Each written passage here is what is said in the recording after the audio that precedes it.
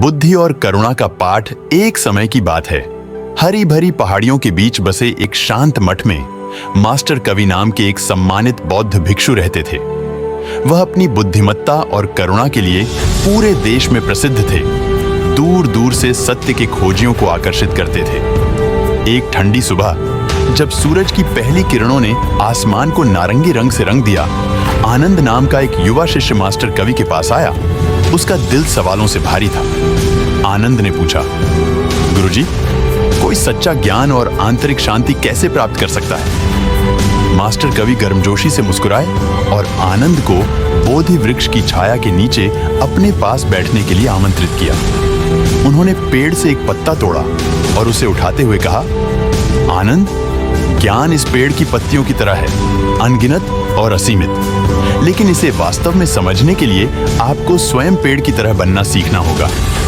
आनंद हैरान दिखे, इसलिए मास्टर कवि ने आगे कहा, देखो, यह पेड़ कैसे हवा के साथ खूबसूरती से लहराता है, कभी भी इसके प्रवाह का विरोध नहीं करता है। इसकी जड़ें गहरी हैं, फिर भी यह लचीला है। इसी तरह ज्ञान प्राप्त करने के लिए आपको सचेतनता और करुणा में निहित रहना चाहिए, फिर भी आपकी सोच लचीली है और नए विचारों के लिए खुली है।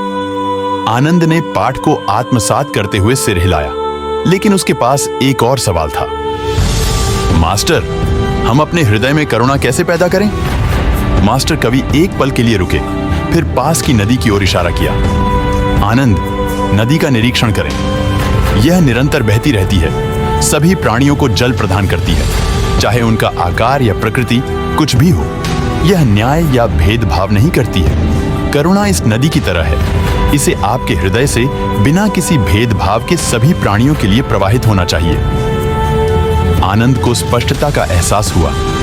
उन्होंने इन गहन शिक्षाओं के लिए आभारी होकर मास्टर कवि को प्रणाम किया। जैसे जैसे समय बीतता गया, आनंद ने सीखी हुई बुद्धि और करुणा का परिश्रम पूर्वक अभ्यास किया। वर्षों बाद आनंद स्वयं एक सम्मानित भिक्षु बन गए और उनकी शिक्षाएं, जो मास्टर कवि की शिक्षाओं में निहित थीं, ने कई लोगों के दिलों को छू लिया। बोधि वृक्ष और बहती नदी की बुद्धि और करुणा एक कालजयी विरासत बन गई, जिसने इस मार्ग का अनुसरण करने वाले सभी लोगों को याद दिलाया कि सच्चा ज्ञान वृक्ष की तरह लचीले हृदय में निहित है।